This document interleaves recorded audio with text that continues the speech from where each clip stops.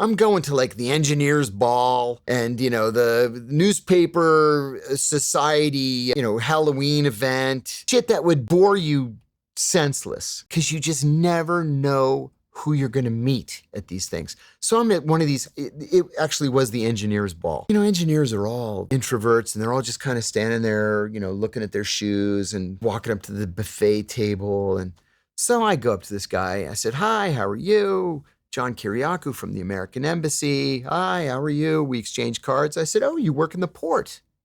How interesting." "Oh, no, it's very boring." I said, No, ships coming and going all the time and stuff from all over the world. I said, "That's very exciting." And he's like, "No, it's not." "Well, I'm very interested in what's coming. Yes. And I said, "Your English is so good. Where'd you learn how to speak English?" It's accentless American English." He said, "Oh, I went to school in Chicago. I went as a foreign exchange student with AFS, American Field Service, I think is what it's called. And then he said, I stayed for college at, I forget where it was, like the University of Illinois, Champaign-Urbana. Is that what it's called?" I said, "Oh, that's great." I said, "I love Chicago. It's such a great, metropolitan area and some of the best food, and you just have to just roll with it, right?" And he says, "I became obsessed with the Chicago Bulls." I said, "Oh yeah, well, Jordan. I mean, we're in like the middle of Jordan's career at this point." I said, "Jordan, the guy's a god. It's like, the heavens opened and Jordan came down to play basketball."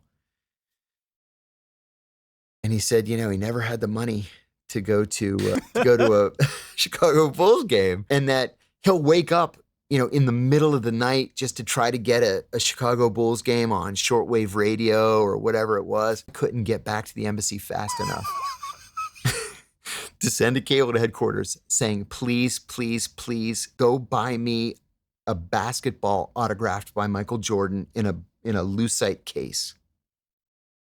So they did, and then they sent it in the diplomatic pouch.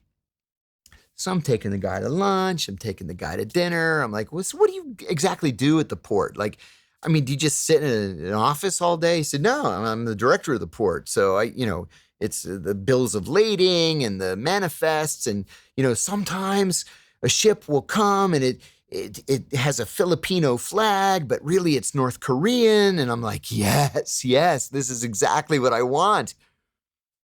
And we got friendly enough that I was able to go one Saturday morning, just drop in on him and say, "I have a present for you." And I gave him the basketball. He couldn't agree to the pitch fast enough. I didn't even pay him. It was just the basketball. He didn't need the money. He was making plenty of money. And I don't even remember him being married, so there was no vulnerability there. But basketball, man. Basketball. I said, "Listen, come to the United States and I'll introduce you to Michael Jordan." Yeah. We can arrange that with 2 phone calls. So, okay, you're talking to the guy at the port before you've pitched him formally. How often when you target someone and you start working the cycle with them, Yeah.